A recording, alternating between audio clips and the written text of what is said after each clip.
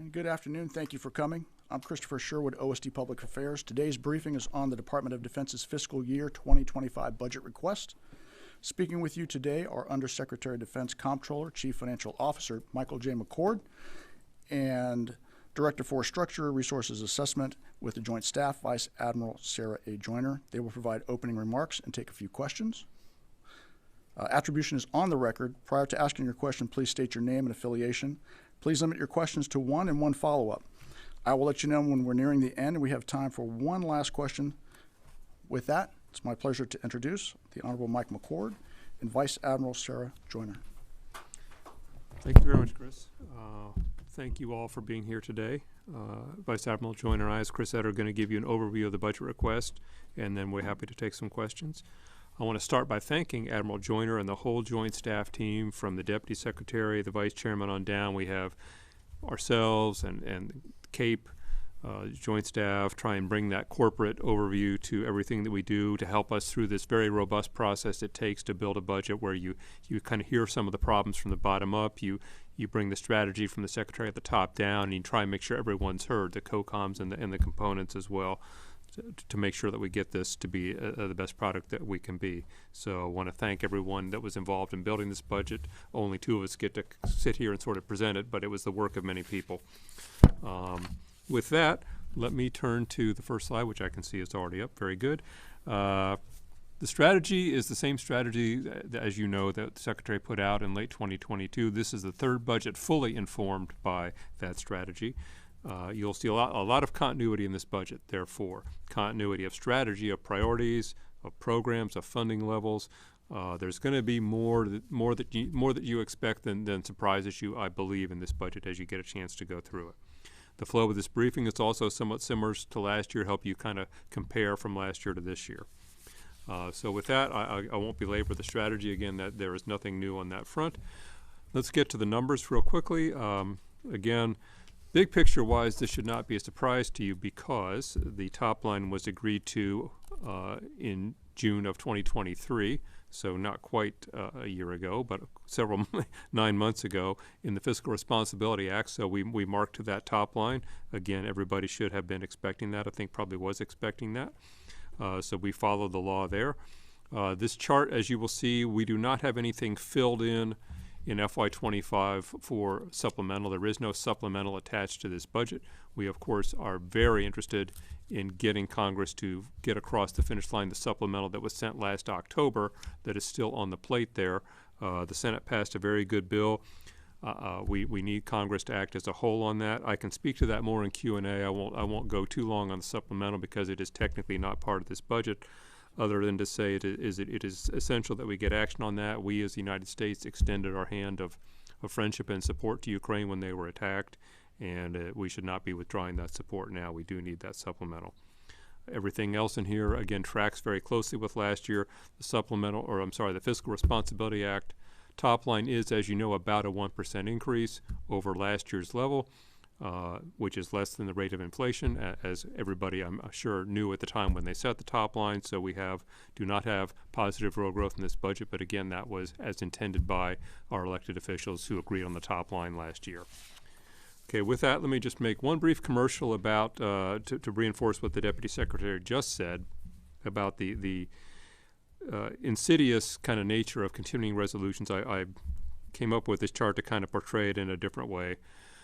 Some of you have heard me talk about this before. I do get tired of complaining about it, but unfortunately the problem persists. We have been in a continuing resolution, or a CR, where we're not able to make positive steps forward, but can only keep doing what we were doing last time for now approaching 1,800 days as of March 22nd when we get to the end of this current CR. 1,800 days out of the last 15 years. So it's an average of about 5 years, or out of 15, 1/3 of the time we have been stuck in neutral rather than moving forward.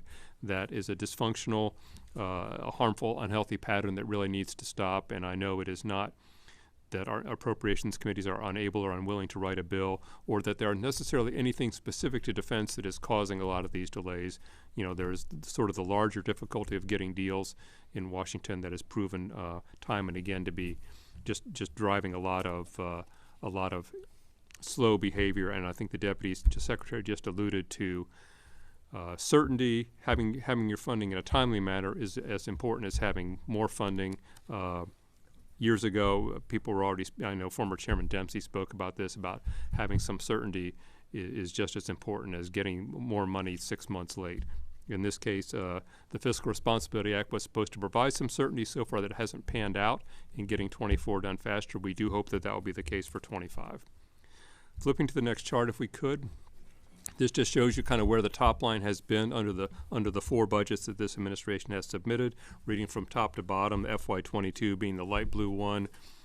The green one, FY23, the first one fully informed by our strategy, was a pretty healthy increase once we got the strategy underpinning of what we were trying to do. Another increase last year, and then in 24. This year's budget, which is the red line, I know it can be hard to see from maybe from where you're sitting, very much tracks last year's, which is the blue line, the dark blue line at the top, except for the 1-year hit in FY25, which is the Fiscal Responsibility Act. That's about $10 billion, or a little over 1% decrement to what we had planned. Deputy Secretary Hicks spoke about the importance of getting back on track. That's what our plan does. It gets back on track in 26, 27, 28 to what we had said before. So we do need to get back to more positive growth, but we understand, and as I said, submitted as a law for this year.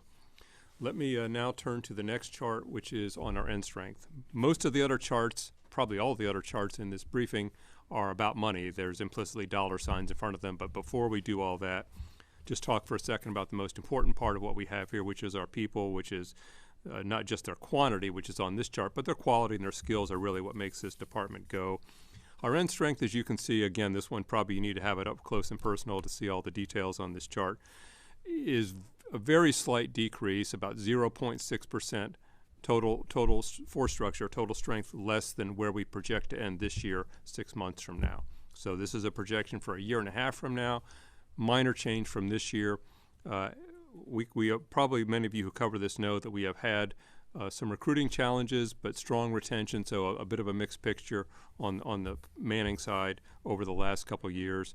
Continues to be the lowest unemployment rate in the history of the all-volunteer force, that is over 50 years. 2 years in a row, 22, 23, lowest unemployment rates we've had.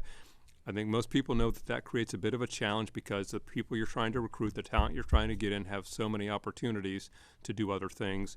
And so that's not a bad problem to have, but it is a problem that we have in the Defense Department as we're competing for talent and trying to do that with unemployment being as low as it is. So with that, I think it's time for me to turn to Admiral Joyner to talk about some of the particular capability areas that really make up the bulk of what we look at when we go through our review of the different parts of integrated deterrence and military power. Good afternoon, and thank you, Mr. McCord. Wanted to say up front that in the face of increasingly complex security challenges across the globe and competing demands in our nation, our uniformed service members appreciate the hard work and support of the Department's leadership and Congress in these unprecedented times. The FY25 budget request reflects our efforts to balance the Department's priorities under a top-line constraint to maintain a ready, lethal, and combat-credible joint force. You will see those priorities reflected in the investment slides that follow. This year, our air power request focuses on advanced fighter and mobility platforms and makes prudent revisions to our future aviation programs to ensure that we appropriately pace our competitors. Next, the request increases the capacity and capability of our maritime forces, ensuring the Navy remains a relevant deterrent while also increasing and optimizing our industrial base. The budget request also provides the troops on the ground with improved firepower, maneuver, and command and control. These investments directly support Marine Corps and Army modernization efforts, ensuring they remain dominant on land. Our investment in platforms and systems across these domains increases the lethality of our joint force and enhances our ability to deter threats while we adapt to the future.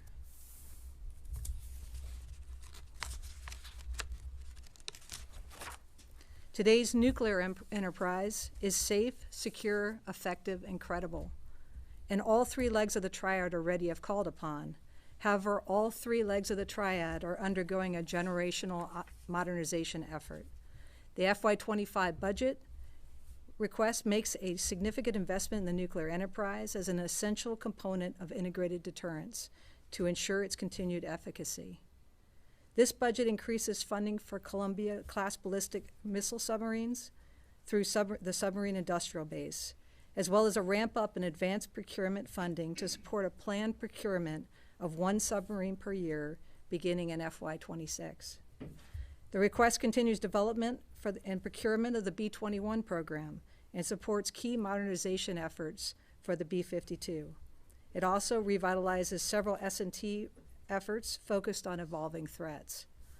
This budget seeks to modernize NC3 senior leader communications required to maintain continuity of operations in times of crisis. And though the Sentinel program is currently undergoing a Nunn-McCurdy certification, it is fully funded in the FY25 request. Finally, the FY25 budget expands the nation's defensive posture with additional investments and enhancements to missile defense capabilities. These critical programs defend the homeland, deployed forces, and allies and partners against increasingly complex threats, particularly from China and Russia. Long-range fires is an important component of our modernization effort. Hypersonic weapons and other long-range missiles provide offensive capabilities to hold adversary targets at risk while reducing risk to U.S. forces and equipment. The Department is requesting nearly $10 billion in PB-25 to continue developing air, sea, and ground-launched weapons to provide flexibility and impose operational, technical, and fiscal challenges on potential adversaries. This substantial investment is over 39% more than our last enacted budget, FY23 of $7.2 billion. Building on several recent successes, this budget procures a lethal and survivable mix of network long-range weapons and maximizes procurement of critical maritime strike capabilities that directly address the priority national security challenges. These investments will grow the Department's advanced offensive fires capability and field operational multi-domain hypersonic capabilities beginning in the mid-2020s to achieve maximum deterrent threat against a peer adversary. Our adversaries continue to field weapons that could deny or destroy our space capabilities, a critical component of the U.S. power projection. To meet these potential threats, the Department is investing in resilient and combat-credible space capabilities that enhance lethality and the effectiveness of our joint force. We've made significant investments in previous budgets to ensure we can provide reliable space support in competition or conflict. We are now focused on ensuring those systems remain funded and deliver as planned. The request continues the path of those previous budgets and invests in resilient capabilities with the goal of denying first-mover advantage to any potential adversaries. Our budget also includes funding for essential position, navigation, and timing modernization and invests in the development of protected satellite communications and targeting systems that can operate in contested environments. Finally, the budget request maintains an active eye on increasing competition for space by procuring launch vehicles that provide assured access, along with funds for modernizing our infrastructure. The FY 2025 cyber activities budget focuses modest investments into 3 portfolios, covering cybersecurity, cyberspace operations, and cyber research and development activities. The cybersecurity budget request improves our cyber posture by funding development and modernization in cybersecurity tools and capabilities. It also expands investment in zero-trust technology to ensure the Department can fully secure and protect its data. Similarly, the cyberspace operations request increases cyber mission force team training and readiness, increases ally and partner outreach via hunt forward activities, and improves capabilities, access, and infrastructures. In recognition of the rapidly adaptive nature of cyber, the R&D request focuses on emerging cyber prototypes and development, and AI and machine learning-enabled capabilities and technologies. Cyber capabilities will continue to be a crucial component of our national defense and accordingly a top priority within our budget. The Chairman of the Joint Chiefs of Staff has charged the Joint Force to be ready to fight today's battles, but also prepare for tomorrow's wars. But we cannot just focus on modernization at the risk of today's operations. The Secretary of Defense has made it clear through a deliberate effort reflected in this request to preserve the gains we have made in resourcing readiness. The highlights of these efforts are reflected on this slide. The FY25 budget invests more than ever to ensure our joint force is ready to respond to any strategic challenge. As mentioned, the budget was purposely designed to prioritize the near-term warfighting capability and readiness efforts displayed while sustaining ongoing modernization efforts. Overall, the Department's strategic readiness effort framework keeps our eyes on multiple horizons so that we can counter near-term threats and meet the challenges we expect to face in long-term strategic competition or high-end conflict. And I'll now turn it back over to Mr. McCord to discuss further budget priorities. Thank you, Admiral.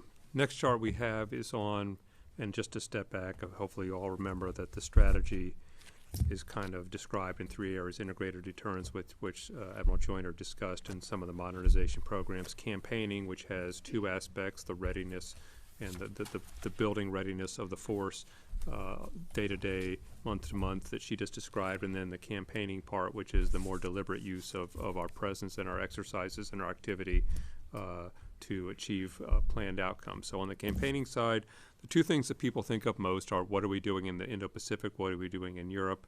And there are particular descriptors, boxes, if you will, that Congress has set up, or the previous administration set up, called Pacific Deterrence Initiative, European Deterrence Initiative. As you know, neither of these are particularly descriptive of everything that we do in these theaters, or especially of the forces that can be flowed by the Secretary between theaters. But these are lenses that the committees have asked us to use, and so we're showing you here what we have on both of those: $9.9 billion on Pacific deterrence and about $4.2 billion on European deterrence. On Pacific deterrence, probably the biggest new news, which I believe the Deputy Secretary just alluded to, was that we now have funding in to follow in on or fall in on the NDAA authorization of drawdown for Taiwan.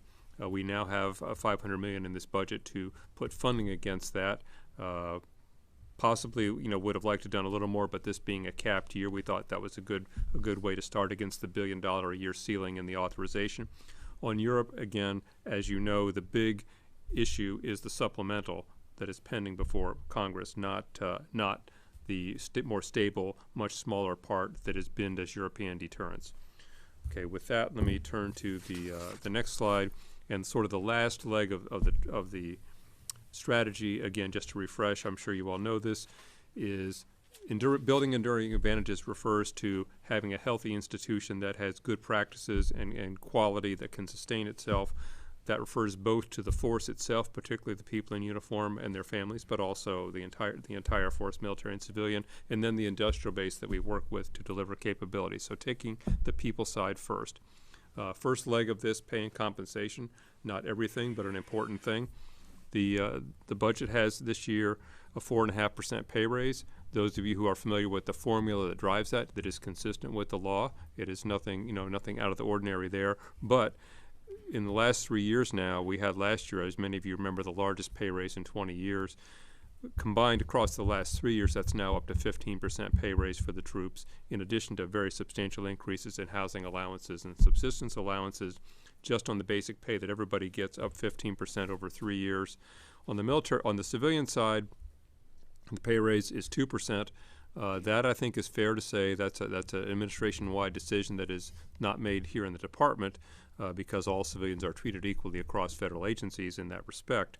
I do think it's fair to assume that the pressure of the Fiscal Responsibility Act cap, which hits every cabinet agency, was a factor in the thinking about why the civilian pay raise could be less this time than what the military pay raise is.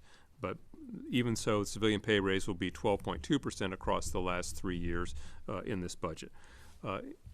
Other compensation thing I just want to highlight is that for a couple years now, the authorization bill has promoted a concept that became to be defined as basic needs allowance, looking at the kind of the particular needs of perhaps a more economically pressed part of the department, maybe junior enlisted, those with families.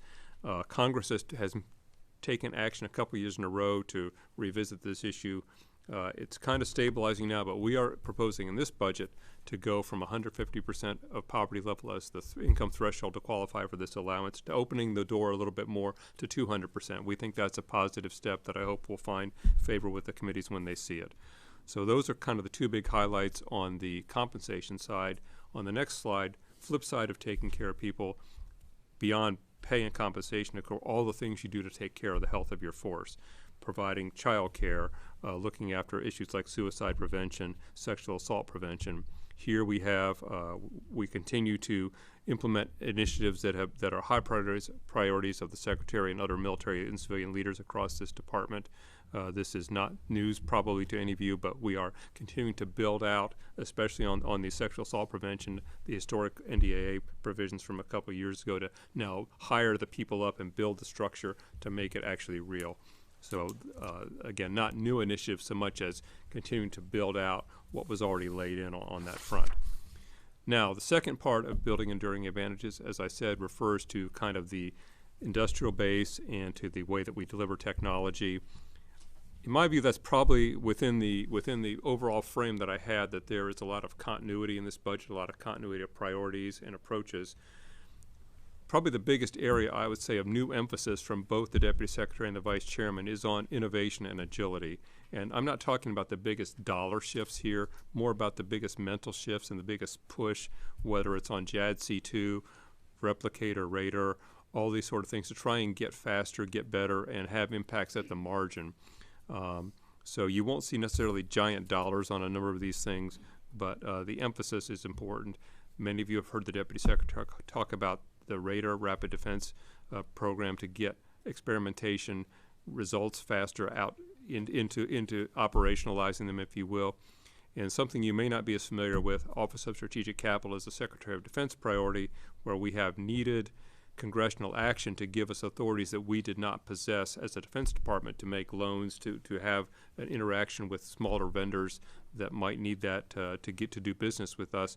We got step one in the NDAA that was enacted in December with authorities.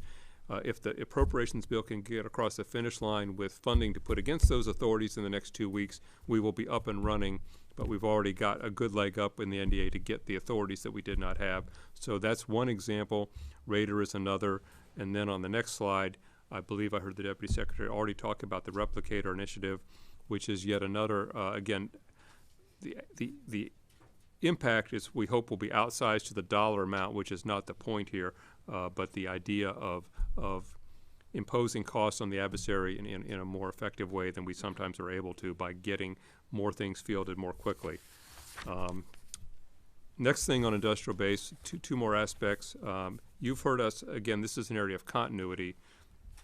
The last couple of years we talked about some key technologies, microelectronics, casting and forging, critical materials. Those have been and remain emphasis of industrial base. We now have an industrial base strategy, which probably many of you are familiar with, that came out, I want to say, a month or a little more ago. I've probably lost track of time exactly, but a fairly new industrial base strategy, some continuing particular investments, and then submarine industrial base, you have heard us and will hear us talk a lot about as a particularly important and impactful industrial base. And then on the next slide, if I can kind of segue into that a little bit, munitions industrial base, which was probably the biggest message we had in last year's budget, that we were proposing multi-years on missiles and munitions in a space that hadn't had that before. We are still waiting, unfortunately. It's now a year since we submitted that budget, at 52 weeks right now, and we are hopeful to get that across the line soon. We don't have the funding or the authority to do those multi-years, so you know, sad to say we've lost months that we could have been moving out on that. The other part of helping the munitions industrial base, which I know you all are familiar with, particularly on ground munitions, on a subset of munitions, is Ukraine supplementals. We have provided a lot to Ukraine. We need the funding to come back in to replenish those inventories. The proposal we had last year in the spring between the multi-years and last fall in the supplemental was kind of a 1-2, boost to that industrial base, and we don't have either of those things finalized yet. So that's a hindrance to where we would want it to be at this time, but there is still an ability to get moving in the right direction if we can get those two pieces across the line, hopefully at the same time in 2 weeks. There are no new multi-years in this budget. We don't have any of the ones from last year started. It seemed a little unrealistic to jump into new ones given where we actually are. And I'll go quickly over the last couple slides here. The next slide is on sort of the business side of the health of the institution, including but not limited to audit and many other performance improvement areas. I believe that our DoD strategic management plan is also being posted today by a different office, possibly through our same link on our website. Not my office isn't the owner of that, but there's more detail on any number of management priorities in another document that you should see today. Final area that I want to hit is on the installation side. As many of you know, we did finally get our FY24 military construction family housing funding approved, signed by the President on Saturday. So as I like to say, that's 2% of our top line down, only 98% to go in the defense appropriations bill coming. You got to start somewhere. But we do appreciate that, and we do have a continued emphasis on both the quality of life and the mission side. And speaking of submarine industrial base, in addition to investing in the industrial base through the acquisition accounts and the operating accounts where we're talking about workforce, talking about the supply chain, then we've got the infrastructure side. Many of you know we're now in, I think, the third year of the so-called SIOP, the 20-year Navy shipyard investment plan, in the 4 public yards. Again, a big investment in that this year. So that's the infrastructure leg of the submarine industrial base, or submarine maintenance industrial base in this case, in addition to family housing and barracks, which are an important part of what we're doing here.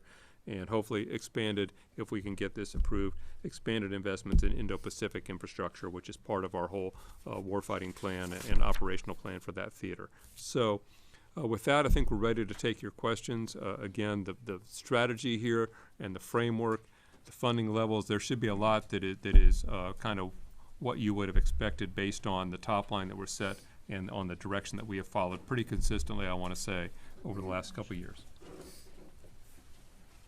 Okay, we'll start with Mike Stone. Hi, Mike Stone from Reuters.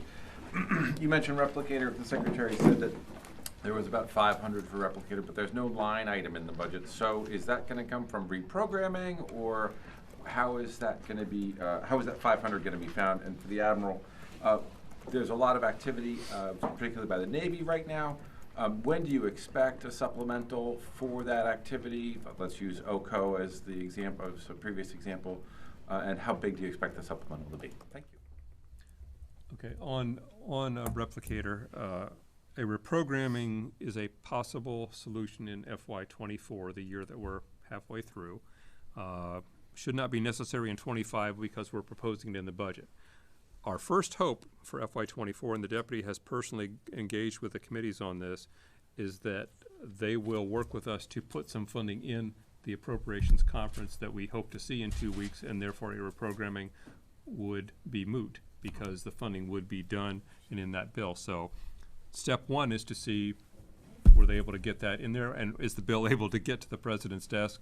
And then if it is not, then reprogramming will have to be the approach. On if I can sort of, I know she's going to arm wrestle me this, but on the supplement, if you're referring to operations in CENTCOM, for example, that the Navy's undertaking, yeah, the quickest way home.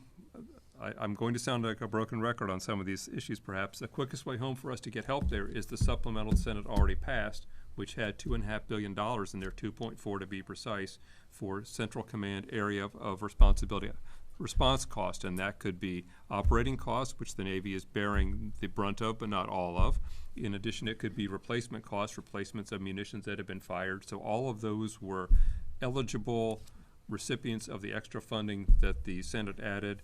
That was an opportunity for us to work with them, by the way, where the committees asked us, after we submitted a supplemental in early October, or in mid-October, shortly after the Hamas attack on Israel, we did not have any of those costs projected in there. We had absolutely no data in the first 2 weeks for which to do that, but unfortunately, the supplemental didn't get acted on quickly, and so here we are months later. We've had time to communicate with the committees on some of those costs, and the result of that was the Senate adding funding in for that. So that would be a big help to us if we could get that across the line. That would give us a real opportunity to get started on replenishing either stockpiles or operating costs.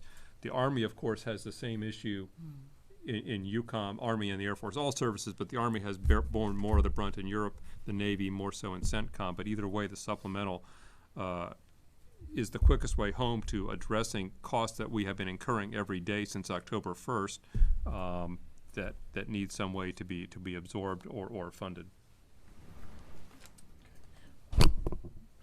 Tony Capaccio. A couple of questions. One, on the procurement budget, it was $167 billion versus $175 that was projected last year. The Virginia class and the F-35 were reduced. Can you address both of those? Were those strictly budget driven because that's where the money was, or was the Virginia class's delivery schedule and the F-35's TR-3 software problems, were those drivers? And for the Admiral, any specifics on where the JROC focused investments this time? I asked Admiral Grady, and he gave a broad answer, but you're the point-specific budgeteer, so I'd ask you.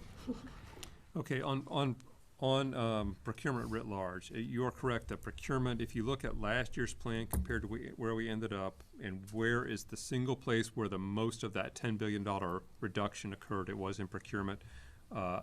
Hopefully the Secretary or the overall DoD press release is available by now. There's a very direct quote right in there where the Secretary addresses his guidance that we prioritize readiness and taking care of our people, and where we had to take some additional risk to take it in the acquisition of newer technologies. So that is reflected in the procurement number tracks with the statement, which hopefully you've seen, but if you haven't seen it should be filtering its way out any minute here. On Virginia class was not a budget-driven decision. Every decision that we make obviously only happens once in a budget that has a particular top line, but that's not the same as saying that every decision in this $850 billion budget was about how to take the $10 billion. And Virginia class is probably the primary example of something that was a management decision the Navy proposed that got considerable discussion inside the group, and I think we all felt that it made sense. I believe the boats that are delivering are supposed to deliver this year are averaging over 30 months late, and we have more than a dozen on order that are still in production already. So the question was really, what can we do to get a better result other than keep doing the same thing and hoping for different result than what has happened the last couple of years? So we've already had some beginnings of submarine industrial base investments. It was a priority in last year's budget, which again, we don't have that money yet, so that's a problem. But you look at last year's budget, this year's budget, and the AUKUS so-called supplemental, there's a big investment in sort of three parts in the sub-industrial base that we think is going to be money better spent than putting another submarine on order that all analysis indicates we can't get 2 submarines if we order them in 25 any sooner than if we wait. F-35, as you alluded to, has some issues with it's a little behind schedule where we would like it to be in delivering technology. Therefore, it made sense to look at whether or not the ramp could be adjusted. But I will say that when people get to look through this budget, they will see 4th gen, 5th gen, and 6th gen all had some reductions in investment. It's not just that one program, and again, it's easy to assume that maybe every program decision, was related to the top line. That's not the case. So there are reasons why, based on technology's readiness, changes in behavior by your adversaries or your allies, or all kinds of management decisions might feed into why you relatively change priorities. But again, thank you for the question, because Virginia class, to be clear, was trying to sort of get to a better, more healthy dynamic where we can get to the 2 submarine a year production rate, and we thought that going a different direction was our best move in that case. Thank you. Could you talk a little bit about? Ask her about. my I asked her a apologies. JROC question. So my boss absolutely got it right. The JROC is a top-down process. That's really where we focus. We still get the bottom up from the services. The top-down process is really focused on key gaps and capabilities. We're looking for end-to-end kill chain types of capabilities as we move forward. We don't use funding, but we do use requirements. So we're setting the requirements overall, and I think they would be very familiar with you. They would be in the CJADC2 long-range fires, the nuclear deterrence areas, I think in missile defense, I think are some of the biggest buckets. But part of what we focused on this year, both for the budget side and the JROC side, is really delivering and understanding those end-to-end capabilities and finding those gaps from the top down. So that's what he's really focused. The JROC, as the chairman of the JROC, but with the members, they've really focused on getting those end-to-end capabilities, setting those requirements, and identifying those areas where we need to focus more attention. Thank you. Could you tell us a little bit about the inflation challenge in this budget, how it's changed over the year? You mentioned that it doesn't keep pace with the rate of inflation. So do you have a figure for the lost buying power the department's suffering as a result of inflation? And what does the department say inflation is right now? I know there's a complex sort of formula you all use for it. Yeah, the inflation rate, I will ask my team to correct me if I'm wrong. I think that the inflation rate built into the budget from 24 to 25 is 2.1% or thereabouts. So it is more than 1%, as again I think everybody reasonably expected when they set the top line. Pay has come in at a healthy number again because of the formulas in law which we followed. On the military side, we restrain civilian, the administration restrained civilian pay raises to kind of help keep our costs under control that way. Overall, this is a bit healthier picture, of course, than we had. Inflation when we were here a year ago was considerably higher, and you've seen it come down. The numbers that come out every month, the 12-month moving averages are now starting with 3, and all the forecasts are moving in the direction of us having gotten through this situation with a softer landing than probably many of us would have expected, and which is very welcome news given that economic strength of the economy is important to us. So as I said, unemployment has remained low, which gives us our own little challenge on recruiting perhaps, but it's a good thing for the country. Inflation coming back down at the same time is overall a good news story. We are not, we are the recipients of that. We don't manage inflation ourselves that way, and we do use the inflation rates that are consistent across the government. So it is coming down. Our forecast, I think, is probably not out of line with others, and so it's important that it stay on track and keep decreasing, and that will help us be in better shape. I have time for one or two more questions. Sam? Hi, Sten from USNI News. You talked a little bit about the Virginia-class program and how those boats are slipping, and then the importance of the strategic weapon systems. Any parallel slippage maybe in the Columbia-class, or anything that y'all are concerned about as that program continues? I've noticed that build rate stays pretty consistent. I would say, I'm not the expert here, that Columbia, of course, the industrial base is a shared one, right? The skill set of building nuclear submarines, and so the Virginia class doesn't stand entirely by itself in terms of that pressurization. I think the Navy right now, if I understand it right, is doing I want to say 45-day, I may have that number wrong, review of shipbuilding. Secretary Del Toro is concerned about schedule writ large, and I think that's being looked at right now.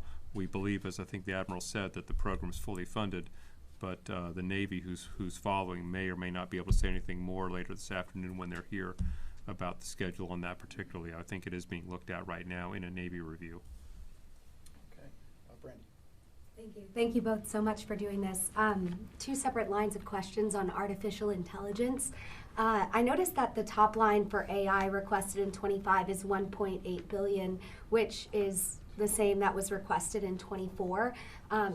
AI adoption seems like a top priority for the department, particularly now. Can you talk a little bit about why it appears to be flatlined and the reason for that? And then separately, AI is a broad term that refers to many things, and a lot of your sort of programs and portfolios have AI elements like CJAD, C2, Replicator, etc. So that AI top line, what all does that encompass, that $1.8 billion? Is it all the services and the CDAO and everything, or how are you thinking of what AI in that top line is? Thanks. I think that this one probably merits us getting you a little one-pager. I do believe that basically my answer to your first question would be your second. It was the premise of your second question, that it is in so many things that it is difficult to measure precisely. That being said, if we put a number on a piece of paper, then we should be able to get you some more details of how we got it.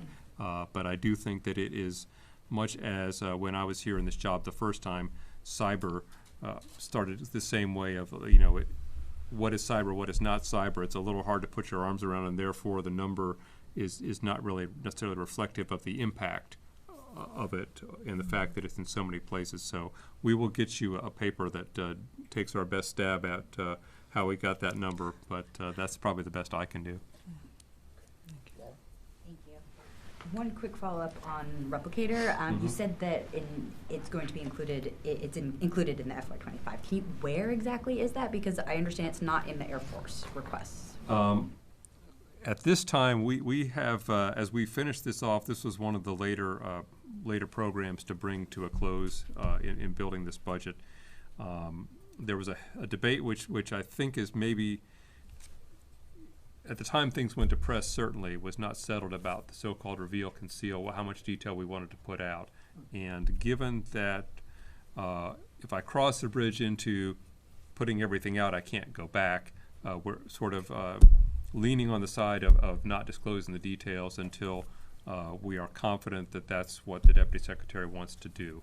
So I know that she mentioned an overall number. I don't believe that we're in a position yet to put out details of which programs in which service that we're doing. And the discussions that she had with the committees were all done at a classified level of what particular replicator initiatives were. So we're trying to protect her decision space on that. So it's classified, right? It is classified at this time. That is, the conversation will continue both internally and with the committees, and so that might change. But at this time, as I said, my incentive is to err if I'm erring on the side of not revealing it too soon, Okay, I see. And then a second question. I saw in the Army budget the PRISM buy has increased. I'm wondering at what point does the Army start accepting that missile, and does that free up our ATACMS that we could then potentially send to Ukraine? I know Undersecretary Camarillo will be out soon, and he probably has more detail on that. But I would say, similar to what comments I've made on a couple of programs here, of we had a munitions request that we made a year ago that we still don't have. So the time that they'll be able to implement the FY25 budget on PRISM partly depends on is the FY25 budget going to get enacted this fall, maybe before the elections, or not till a year from now. I mean, that's a big swing of months that we have seen. We've seen different results. There are times when Congress makes a push before a presidential election to get a budget done in September. That's sadly the exception. So if we get one of those, the Army will gain a couple months right there. But beyond that, I would say the Army, when they come out here, will probably be able to speak to that particular program management issues better than I could, for sure. But you're saying that procurement won't start until we get a budget for. Well, I'm saying the 25 budget. Here we are waiting for the budget we submitted a year ago. How fast we get stuff, it's quite relevant to how soon we can actually get going on contract.